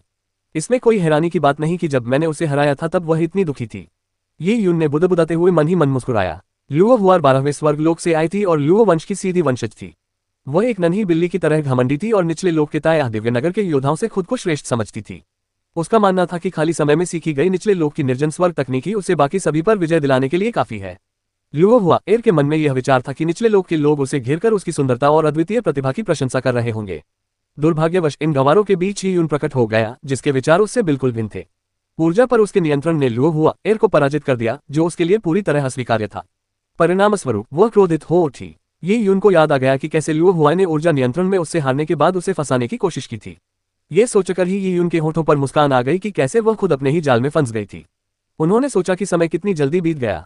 कौन जानता था कि 10 साल से भी अधिक समय बाद वे दोनों 10,000 परियों के स्वर्ग में एक साथ दिखाई देंगे। भाई ये चूंकि आपका शरीर अभी पूरी तरह स्वस्थ नहीं है, इसलिए थोड़ी सी औषधीय दलिया पी लीजिए। यह मैंने खुद उगाए हुए पवित्र अनाज से बनाई है। ताओए ने अपने कमरे से दलिया का एक बर्तन निकाला और गर्व से कहा। माउंट फैंगलिंग में उसे कई तरह के काम करने पड़ते थे, इसलिए साधना करने का समय नहीं मिलता था। उसके कामों में से एक था लुओ फैंगलिंग के लिए आध्यात्मिक भोजन तैयार करना, जो अपने दैनिक 3 भोजन को लेकर बहुत सख्त थी। अधिकांश व्यंजन ताओ एर द्वारा पकाए जाते थे, इसलिए साधना का स्तर कम होने के बावजूद वह खाना पकाने में काफी अच्छी थी। ताओ एर ने ही उनके लिए औषधीय दलिया का एक कटोरा निकाला। महज उसकी सुगंध ही किसी के मुंह में पानी लाने के लिए काफी थी। इस दलिया में न केवल स्पिरिट राइस का इस्तेमाल किया गया था, बल्कि इसमें कई जड़ी बूटियां भी डाली गई थी। इसका सेवन करने से शरीर को बहुत लाभ हुआ। उसे धन्यवाद देने के बाद येयुन ने दलिया का एक निवाला पिया। वाकई इसका स्वाद बहुत अच्छा था, और जैसे ही औषधीय दलिया उसके पेट में गया, वह एक गर्म ऊर्जा में बदल गया, जिससे येयुन को बेहद आराम महसूस हुआ। हालांकि ताओए ने उसके साथ दलिया नहीं खाया। वह अपने छोटे से बर्तन के सामने खड़ी हो गई और अपनी निर्जन स्वर्ग तकनीक पर काम करने लगी। पहले जो कड़ाही एकदम लाल थी, अब वह ठंडी होकर अपने मूल काले रंग में लौट आई थी। वह किसी खास तरह की प्राचीन कड़ाही नहीं लग रही थी और शायद बहुत सस्ती भी थी। सामग्री की बात करें तो उसने अपने पास जो कुछ भी था उसे सोच समझकर इस्तेमाल करने की कोशिश की। उच्च कोटि के निर्जन स्वर्ग के गुरु बनने के लिए अभ्यास हेतु बहुमूल्य सामग्रियों की प्रचुर मात्रा में आवश्यकता होती थी। यह एक बहुत बड़ा खर्चा था, इसलिए यदि कोई प्रसिद्ध शिक्षण संस्थान से नहीं आता था तो निर्जन स्वर्ग के गुरु के रूप में सफल होना बहुत कठिन था। ताओ एर एक गरीब परिवार से आई थी, और केवल वही नहीं बल्कि लुओ फैंगलिंग भी अपनी प्रतिभा दिखाने से पहले लुओ वंश में अच्छे परिवार से नहीं मानी जाती थी। उसने अपनी कड़ी मेहनत के दम पर ही यह मुकाम हासिल किया था। लुओ फैंगलिंग की लगन का एक उदाहरण ये था कि लौटते ही वह एकांत प्रशिक्षण में शामिल होने के लिए कितनी उत्सुक थी। ताओ एर अपनी स्थिति को भली भांति समझती थी। वह जानती थी कि उसके लिए शीर्ष निर्जन स्वर्ग की गुरु बनना असंभव था, और न ही उसकी ऐसी कोई महत्वाकांक्षा थी। वह केवल अपनी मालकिन के साथ कदम मिलाकर चलना चाहती थी। वह चाहती थी कि जब भी उसकी मालकिन अवशेषों को परिष्कृत कर रही हो, वह उनकी मदद कर सके। यदि वह अपनी मालकिन के लिए कोई परेशानी न खड़ी करे तो वह संतुष्ट रहेगी। जब ये यून ताओए को अवशेष को परिष्कृत करते हुए देख रहा था, तो उसने देखा कि पास में ही पुस्तकों का एक संग्रह था। कुछ पुस्तकें खुली हुई थीं। उन पर नजर डालने पर पता चला कि उनमें निर्जन स्वर्ग तकनीक के हस्तचिन्ह अंकित थे।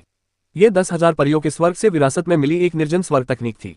निस्संदेह ताओ एर को जिस निर्जन स्वर्ग तकनीक की विरासत का ज्ञान प्राप्त हुआ था, वह सबसे बुनियादी तकनीकें थीं, इसलिए उन्हें गोपनीय रखने की कोई आवश्यकता नहीं थी। अतः पुस्तकों को बस यूं ही वहां रख दिया गया था, जिससे ये उनको उन पर सरसरी नजर डालने का अवसर मिल गया। ये यून ने खुद को रोक नहीं पाए और एक किताब उठाकर उसके पन्ने पलटने लगी। उसका शरीर अभी तक पूरी तरह से ठीक नहीं हुआ था, इसलिए साधना करना असंभव था। चूंकि उसके पास खाली समय था, इसलिए उसने 10,000 परियों वाले स्वर्ग के निर्जन स्वर्ग की तकनीक पर एक नजर डालना उचित समझा। लुओ वंश की निर्जन स्वर्ग तकनीक में महारत प्रभावशाली थी, इसलिए लुओ वंश की राजसी राजधानी में निश्चित रूप से निर्जन स्वर्ग तकनीक की श्रेष्ठ विरासत मौजूद होगी। यदि उसे बैंगनी क्रिस्टल की सहायता से इन्हें सीखने का अवसर मिलता तो ये यून आसानी से एक उत्कृष्ट निर्जन स्वर्ग मास्टर बन जाता। जैसे जैसे यून पढ़ता गया, उसने अचानक अपनी ऊर्जा दृष्टि खोल ली। किताब पढ़ते हुए वह उसमें दी गई जानकारी को ताओए की निर्जन स्वर्ग तकनीक से मिलाने लगा।